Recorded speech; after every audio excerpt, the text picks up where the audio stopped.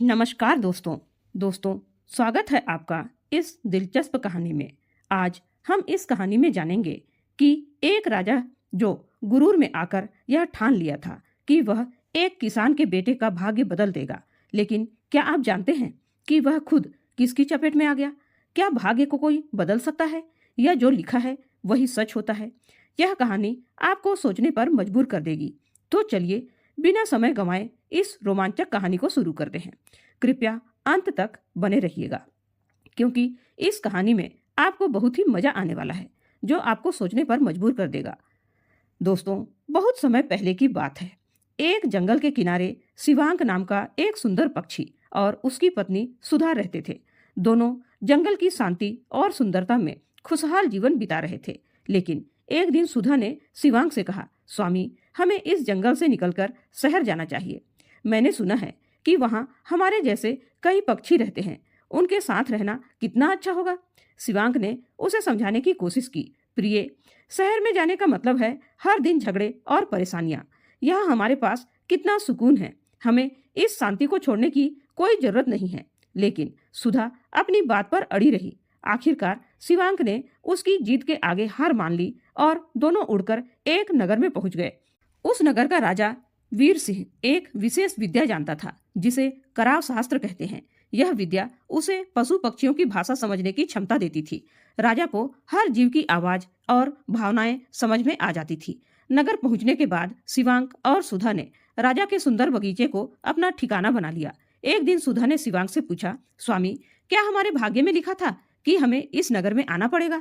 क्या भाग्य को बदला जा सकता है? उनकी बातचीत राजा वीर सिंह ने सुन ली। राजा ने पास जाकर पूछा, हे शिवांक पक्षी, तुम दोनों क्या चर्चा कर रहे थे? क्या मुझे भी इसके बारे में बता सकते हो? शिवांक ने विनम्रता से उत्तर दिया, राजन, मेरी पत्नी पूछ रही है कि क्या भाग्य का लिखा मिटाया जा सकता है। हम इसी बारे में बात कर रहे थे। राजा ने उत्सुकता से कहा, यह बहुत ही रोमांचक सवाल है।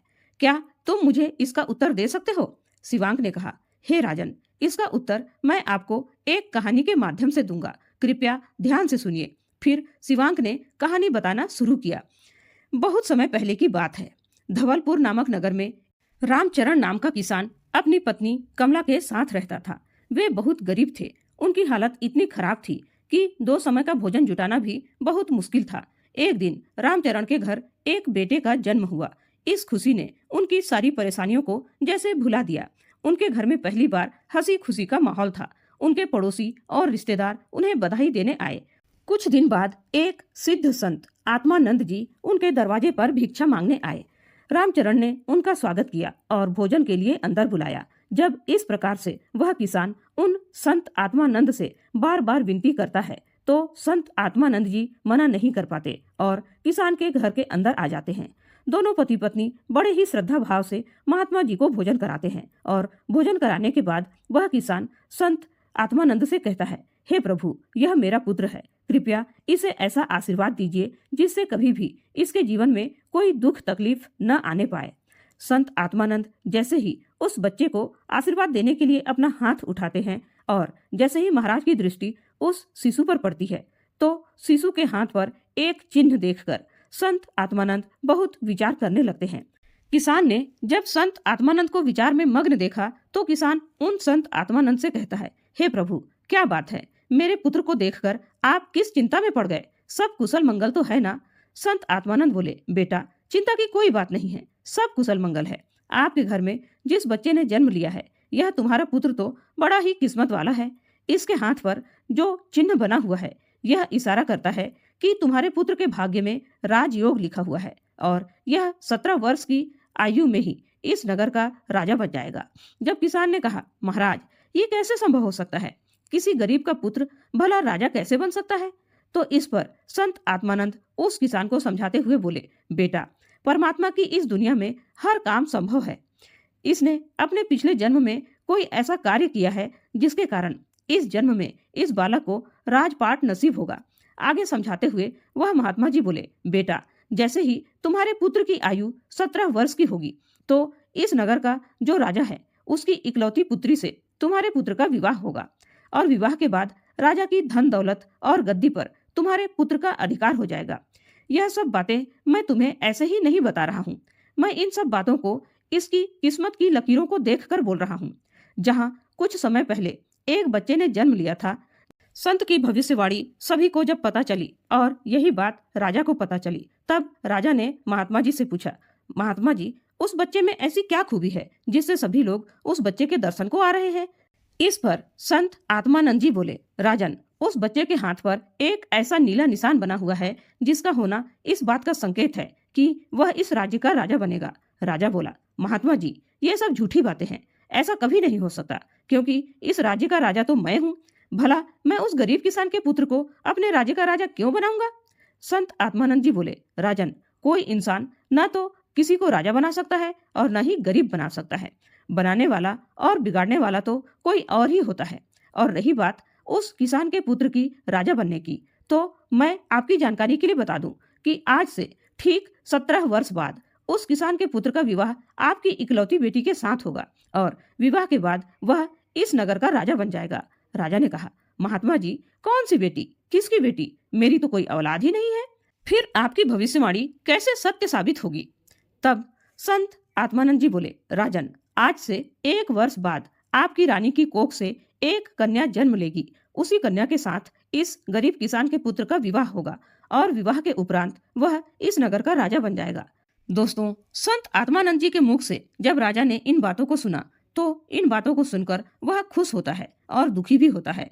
खुश इसलिए होता है क्योंकि राजा की कोई संतान नहीं थी। जब उसे पता चलता है कि उसके घर में भी एक कन्या जन्म लेगी, वह भी एक बेटी का बाप बनेगा, तो यह जानकर राजा को बड़ी खुशी होती है। लेकिन उसके दुख का कारण यह भी था कि जैसा संत आत्मानंद ने बताया था कि तुम्हारी पुत्री का विवाह गरीब किसान के बेटे से होगा, तो यह जानकर राजा दुखी हो जाता है और उसे गुस्सा भी आता है।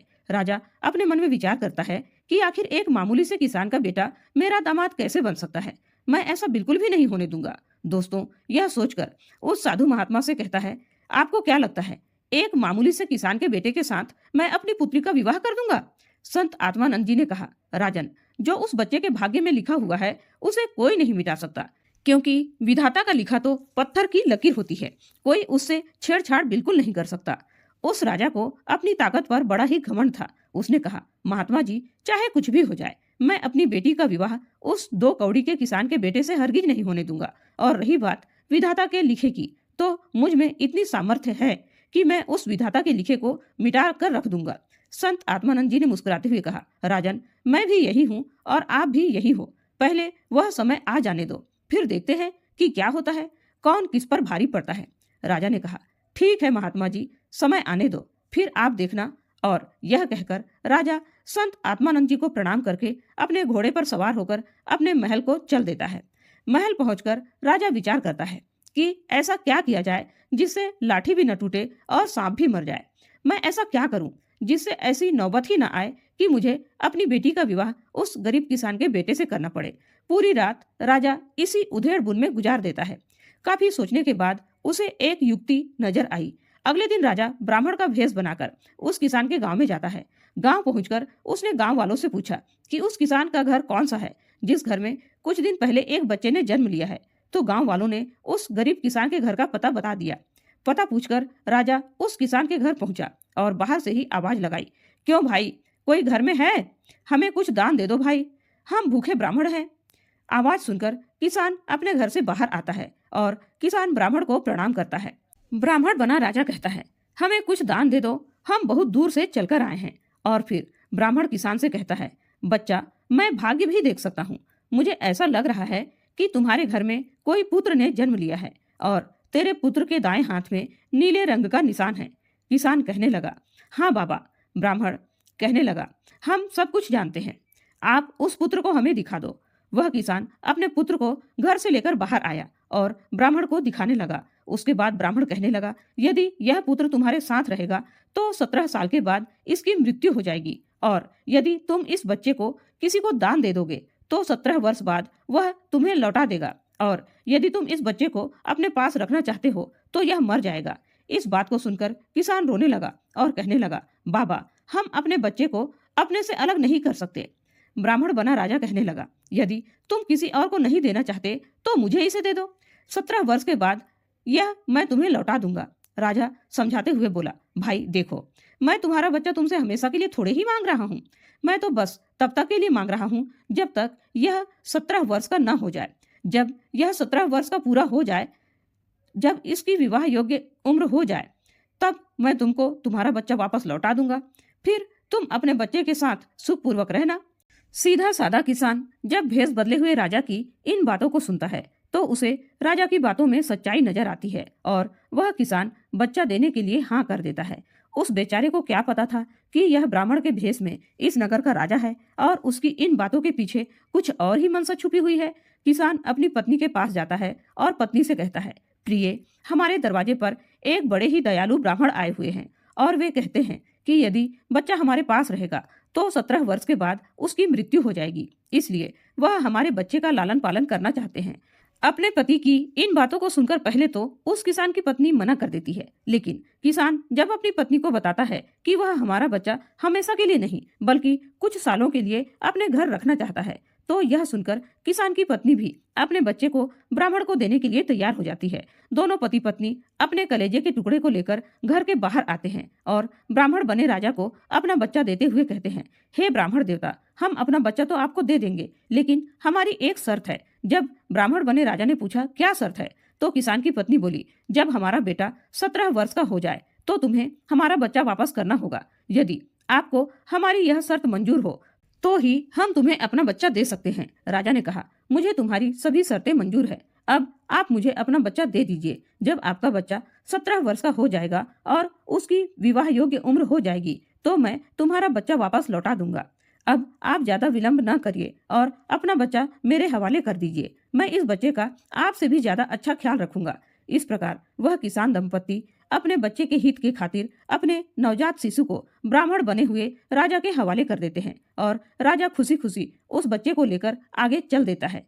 राजा आज बहुत प्रसन्न था क्योंकि आज वह अपनी योजना में सफल हो रहा था। राजा बच्चे को लेकर एक नदी के किनारे पहुंचा। नदी के किनारे पहुंचकर राजा ने सोचा कि मैं इस बच्चे का गला दबाकर इसका काम तमाम कर देता हूँ और मारने के बाद मैं इस बच्चे की लाश को नदी के जल में बहा दूंगा। लेकिन बच्चे का जब उसने मासूम सा चेहरा देखा तो उस बच्चे का चेहरा देखकर राजा का विचार बदल गया। उसकी अंतरात्मा से आवाज आई, तेरा क्या बिगाड़ा है जो तू इसे मारना चाहता है? क्यों इस मासूम बालक की हत्या का पाप अपने सिर पर लेना चाहता है?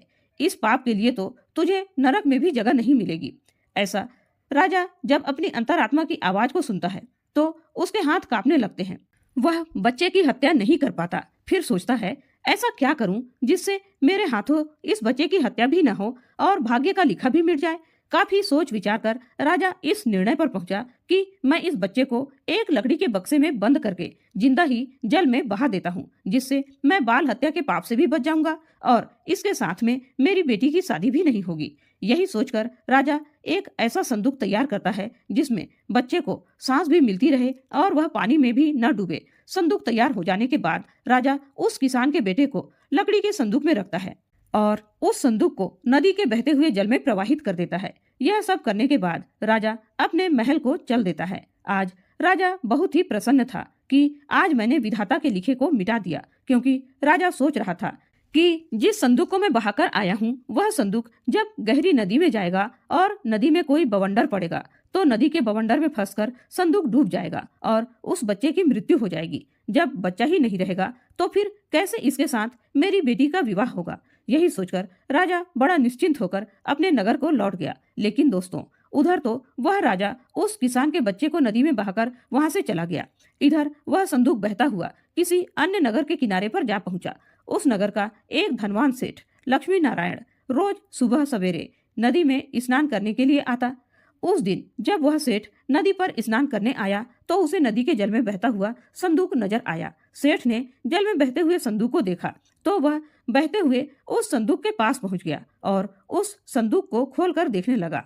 जैसे ही सेठ ने संदूक खोलकर देखा तो उसने देखा कि संदूक में एक नवजात शिशु बड़े आराम से लेटा हुआ है और अपने पैर का अंगूठा चूस रहा है। यह देखकर तो सेठ के आश्चर्य की सीमा ही नहीं रही।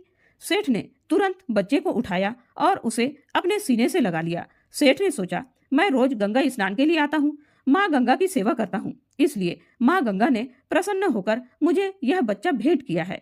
माँ गंगा बड़ी दयालु है जो मेरी गोदी में उसने इतने प्यारे बच्चे को डाल दिया। सेठ ने माँ गंगा को प्रणाम किया और उस बच्चे को लेकर अपने घर अपनी पत्नी के पास पहुंच गया।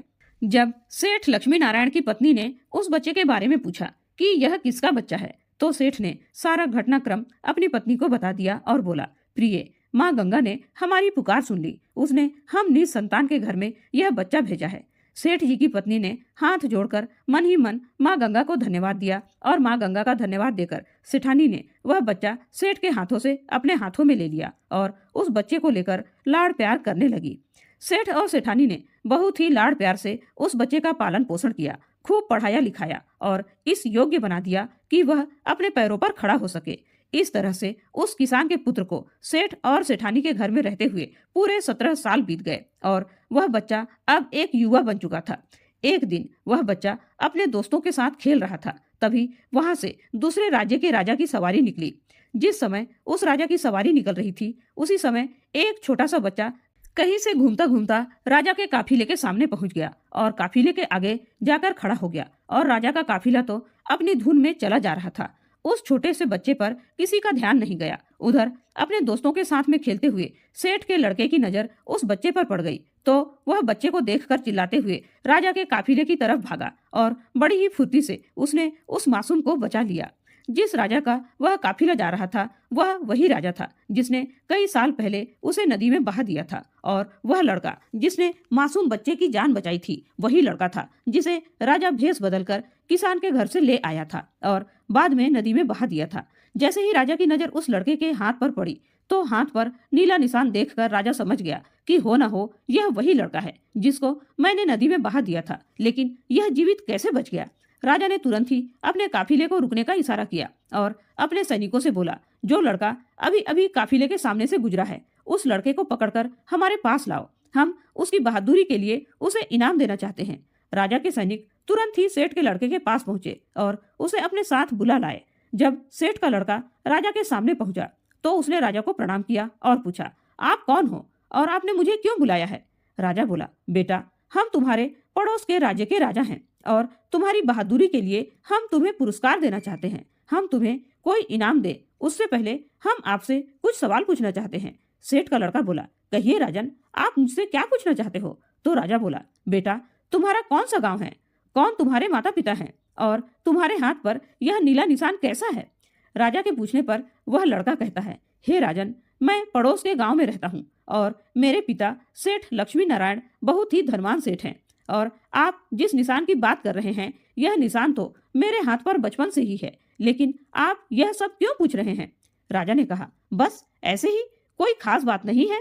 फिर राजा उस लड़के से बोला, हम आपके माता पिता से मिलना चाहते हैं, क्या तुम हमें अपने माता पिता से मिलवाने के लिए अपने साथ ले चलोगे। लड़का बोला, क्यों नहीं राजन, यह तो हमारा बड़ा सौभाग्य होगा कि आप हमारे घर पर पधारेंगे। चलिए राजन, मैं अभी आपको अपने माता पिता से मिलवाने के लिए ले चलता हूँ। इस प्रकार वह राजा इस बात की पुष्टि करने के लिए कि यह बच्चा वही है जिसे मैंने नदी में बहाया था, लड़के के साथ सेठ लक्ष्मी नारायण के घर पर जाता है।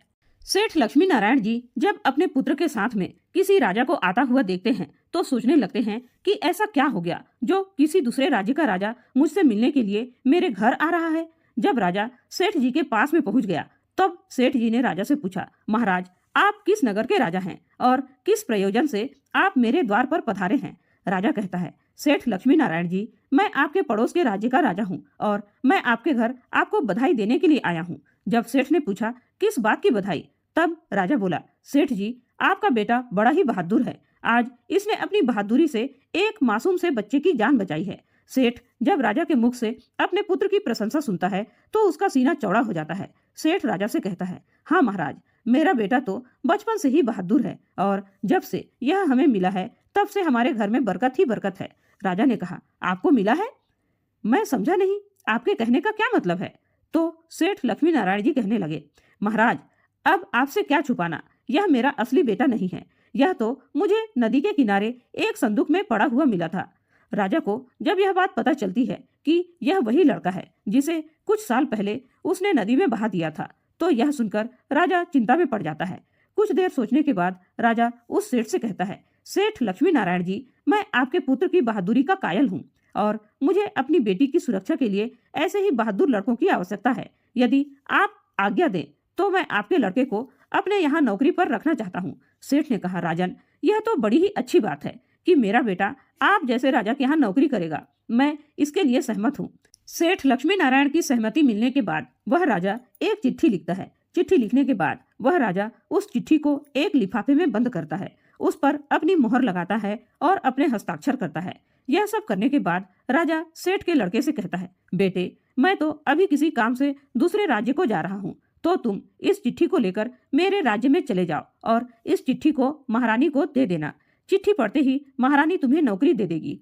और फिर राजा अपने काफिले को अपने साथ लेकर आगे बढ़ जाता है। उधर सेठ का लड़का राजा के नगर के लिए चल देता है। चलते चलते सेठ का लड़का एक घने जंगल में पहुंच जाता है। जंगल में पहुंचकर वह लड़का मार्ग भटक गया और मार्ग भटक कर वह दूसरी दिशा में चला गया। जिस मार्ग पर वह आगे बढ़ रहा था वह रास्ता डाकुओं के अड्डे पर जाता था और इस प्रकार वह चलते चलते डाकुओं के अड्डे पर पहुंच गया। वहां पहुंचकर उसकी नजर एक झोपड़ी के ऊपर पड़ी। झोपड़ी को देखकर सेठ के लड़के ने अपने मन में विचार किया, क्यों ना आज की रात इस झोपड़ी में ही ठहर कर बिताई जाए। यह सोचकर सेठ के लड़के ने झोपड़ी की तरफ अपना कदम बढ़ा दिया।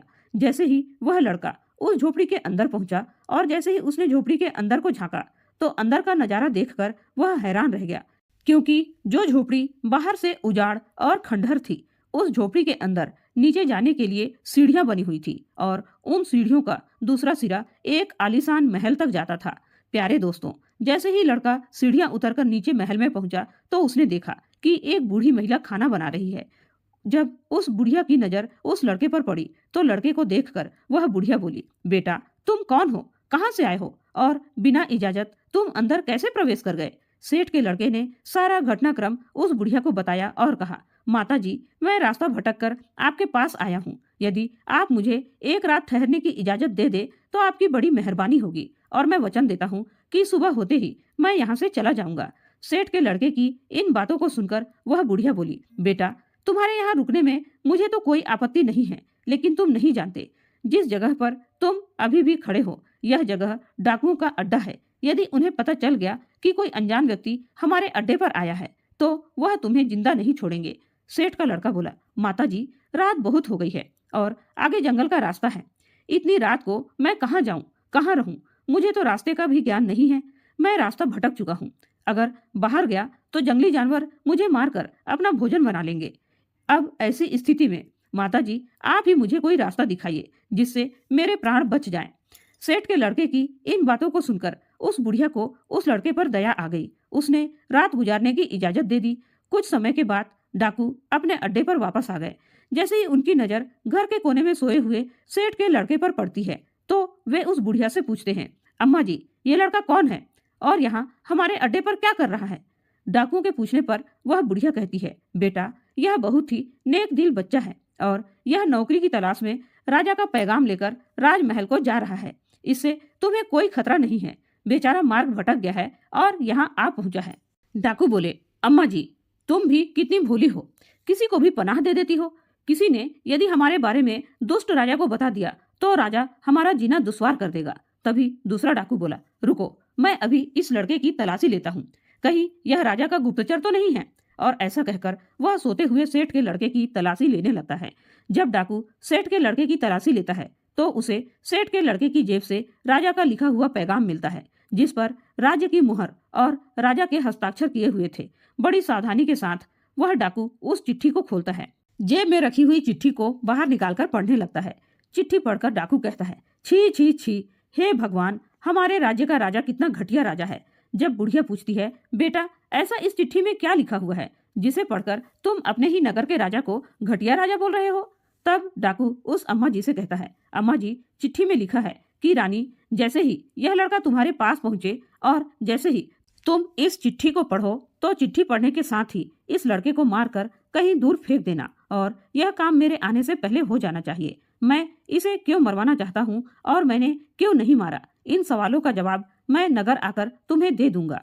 डाकू के मुख से चिट्ठी में लिखी हुई बातों को जब बुढ़िया ने सुनी तो बुढ़िया कहने लगी, बड़ा ही दुष्ट राजा है, जिसके हाथ से चिट्ठी भिजवा रहा है उसी को मारने का आदेश भी दे रहा है। यह सुनकर उस बुढ़िया ने अपने मन में विचार किया कि मुझे इस मासूम को किसी भी तरह से कोई भी उपाय करके बचाना चाहिए। उसने डाकुओं से कहा, तुम इस चिट्ठी को बदल दो, इस चिट्ठी के स्थान पर एक दूसरी चिट्ठी तैयार करो और उसमें लिखो कि रानी, मैं जिस लड़के को तुम्हारे पास भेज रहा हूँ यह बड़ा ही नेक लड़का है और मैंने यह लड़का अपनी पुत्री के विवाह के लिए चुना है। इसलिए रानी, जैसे ही यह लड़का तुम्हारे पास मेरा पैगाम लेकर पहुंचे तो तुम राजकुमारी का विवाह इस लड़के से कर देना और ध्यान रखना यह काम मेरे नगर वापसी से पहले हो जाना चाहिए। मुझे यह लड़का क्यों पसंद है, क्यों मैं अपनी बेटी का विवाह इस लड़के से करना चाहता हूँ, इन सवालों के जवाब मैं तुम्हें नगर वापस आकर दूंगा। तुम्हारा प्रिय राजा। यह लिखकर डाकू ने उस चिट्ठी को चिट्ठी के अंदर डाला और बड़ी सावधानी के साथ उस लड़के की जेब में रख दिया। उसके बाद डाकुओं ने खाना खाया और चोरी करने के लिए अपने अड्डे से बाहर निकल गए। उधर अगला दिन हुआ, तब बूढ़ी अम्मा ने सेठ के लड़के को उठाया और कहा, बेटा सुबह हो गई, अब तुम जहाँ जाना चाहते हो वहाँ जा सकते हो। सेठ के लड़के ने उठकर बूढ़ी माता को प्रणाम किया, राजमहल का मार्ग पूछा और बूढ़ी माता से विदा लेकर अपनी मंजिल की ओर आगे बढ़ गया। कुछ समय के बाद सेठ का लड़का रानी के सामने राजा के महलों में था। सेठ के लड़के ने महारानी से कहा, रानी साहिबा, महाराज ने आपके नाम यह पैगाम भेजा है, आप इस चिट्ठी को पढ़ लीजिए और मुझे बताइए मुझे क्या करना है। महारानी ने जैसे ही चिट्ठी पढ़ी तो चिट्ठी में लिखा हुआ था कि यह लड़का बड़ा ही नेक दिल है, बड़ा ही बुद्धिमान और ज्ञानी है, यह राजकुमारी से विवाह करने योग्य है, इसलिए मेरे आने से पहले ही तुम इसका विवाह राजकुमारी से करवा देना। जब रानी चिट्ठी पढ़ती है तो चिट्ठी में लिखी हुई बातों को पढ़कर रानी सोचने लगती है कि महाराज को इस लड़के में ऐसी क्या खूबी नजर आई जो जल्दी से जल्दी राजकुमारी के साथ इसका विवाह करने का आदेश दे दिया। महाराज इस प्रकार कैसे किसी अनजान के साथ राजकुमारी का विवाह कर सकते हैं। लेकिन फिर उसने देखा कि चिट्ठी पर राजा के हस्ताक्षर थे और उनकी मुहर लगी हुई थी और उस चिट्ठी में लिखा हुआ था कि मैं तुम्हारे सभी सवालों के जवाब नगर वापस आकर दूंगा। तो यह पढ़कर रानी ने तत्काल ही पंडित को बुलाकर राजकुमारी का विवाह उस लड़के के साथ करवा देती है और इस प्रकार वह लड़का राजा का दामाद बनकर राजकुमारी से विवाह करके सुखपूर्वक राजा के महलों में रहने लगता है। कुछ दिनों के बाद राजा अपना काम समाप्त करके अपने नगर को आता है।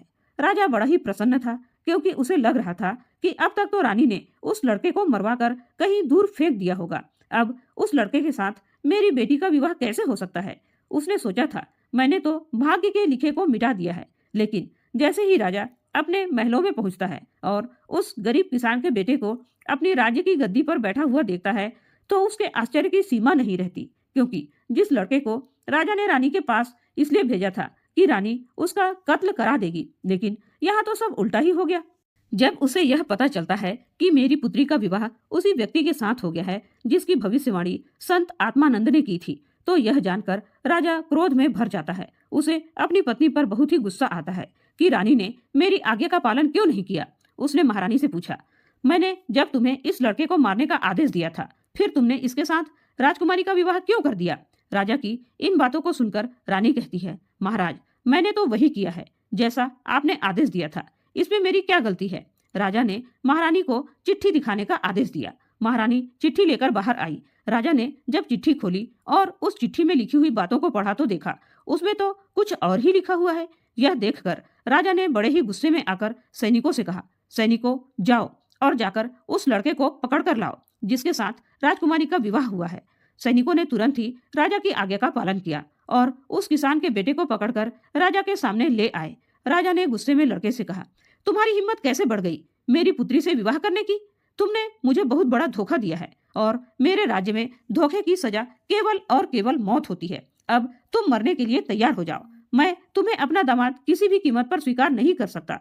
तुम एक गरीब किसान के बेटे हो और गरीब ही रहोगे। मैं भी देखता हूँ कि तुम किस प्रकार इस नगर का राजा बनते हो। राजा की इन बातों को सुनकर वह लड़का बोला, महाराज, आप ये क्या कह रहे हो। मैंने आपको कहाँ धोखा दिया है और आप बार बार किस किसान की बात कर रहे हो, जबकि आपको भी पता है कि मैं किसान का बेटा नहीं बल्कि सेठ लक्ष्मी नारायण का बेटा हूँ। राजा ने कहा, तुम मुझे अपनी बातों में उलझाकर बेवकूफ बनाना चाहते हो, लेकिन अब मैं तुम्हारी किसी बात में नहीं आऊंगा। आज का दिन तुम्हारे जीवन का अंतिम दिन साबित होगा। और इतना कहकर राजा अपनी तलवार उठा लेता है। राजा के हाथ में तलवार देखकर राजकुमारी राजा के सामने खड़ी हो जाती है और कहती है, पिताजी, आप जिस पर तलवार चला रहे हो वह मेरे पति परमेश्वर हैं।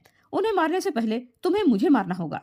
इधर तो राजमहल के अंदर यह सब कुछ चल रहा था। तभी एक सैनिक राजमहल में आता है और आकर राजा से कहता है, एक बड़े ही सिद्ध महात्मा आए हुए हैं और अभी इसी समय आपसे मिलना चाहते हैं। राजा ने कहा, ठीक है, महात्मा जी को अंदर ले आओ।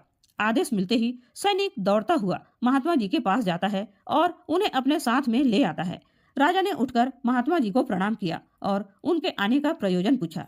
महात्मा ने कहा, लगता है राजन, आपने मुझे पहचाना नहीं। जब राजा ने कहा, आप कौन हो और मुझसे क्यों मिलना चाहते हो, तो महात्मा जी ने बड़ी ही विनम्रता के साथ मुस्कुराते हुए जवाब दिया, राजन, मैं वही संत आत्मानंद हूँ जिससे आप 17 साल पहले मिले थे और मैंने आपको बताया था कि आज से 17 साल के बाद आपकी पुत्री का विवाह इस गरीब किसान के बेटे से होगा। लेकिन आपने कहा था कि मैं राजा हूँ और मैं कुछ भी कर सकता हूँ, लेकिन देखा राजन, जो नियति में होता है वही होकर रहता है। जब राजा साधु की इन बातों को सुनता है तो हाथ जोड़कर कहता है, गुरुदेव, आप सच कह रहे थे कि कोई ना तो किसी का भाग्य मिटा सकता है और ना ही उसमें कोई बदलाव कर सकता है। जो भी जिसके भाग्य में लिखा हुआ होता है वह उसे मिलकर ही रहता है। मैं भाग्य के हाथों हार चुका हूँ। संत आत्मानंद जी ने कहा, राजन, भाग्य के सामने कोई नहीं जीत सकता, इसलिए अब तुम व्यर्थ की चिंता छोड़ो। किसान के बेटे को अपना दामाद स्वीकार करो और अपना राजपाट उसे सौंपकर मेरे साथ जंगलों में चलो। सच्चा सुख तो ईश्वर की भक्ति में ही है। दोस्तों, इस प्रकार वह राजा अपना सारा राजपाट किसान के पुत्र को सौंपकर सभी से क्षमा मांगकर महात्मा जी के साथ जंगलों में चला जाता है। उधर किसान का बेटा उस नगर का राजा बनकर सुख समृद्धि से अपना जीवन बिताने लगता है। तभी शिवांग पक्षी ने कहा, राजन, अब तो आप भी समझ गए होंगे कि भाग्य के लिखे को कोई नहीं मिटा सकता। जो होना होता है वह होकर ही रहता है। राजा ने मुस्कुराते हुए उत्तर दिया, हाँ शिवांग पक्षी, अब मैं भली भांति समझ गया हूँ कि भाग्य की लकीरों को कोई नहीं बदल सकता। इंसान चाहे जितना भी प्रयास कर ले, अंततः वही होता है जो विधि के विधान में लिखा होता है। तो दोस्तों, इस कहानी से हमें यह शिक्षा मिलती है कि जीवन में कभी भी अपने भाग्य या परिस्थितियों से घबराना नहीं चाहिए। जो होना तय है वह होकर ही रहेगा। हमें हर परिस्थिति को स्वीकार करते हुए धैर्य और समझदारी से अपने कर्तव्यों का पालन करना चाहिए। भाग्य और प्रयास का संतुलन ही जीवन की सच्ची सफलता का मार्ग है। तो दोस्तों, इस बारे में आपकी क्या राय है? अपने अनमोल विचार कमेंट करके जरूर बताइएगा। कहानी पसंद आई हो तो लाइक और शेयर जरूर कीजिएगा। दोस्तों, चैनल में पहली बार आए हैं तो सब्सक्राइब जरूर कीजिए। कहानी को अंत तक सुनने के लिए आपका बहुत बहुत धन्यवाद।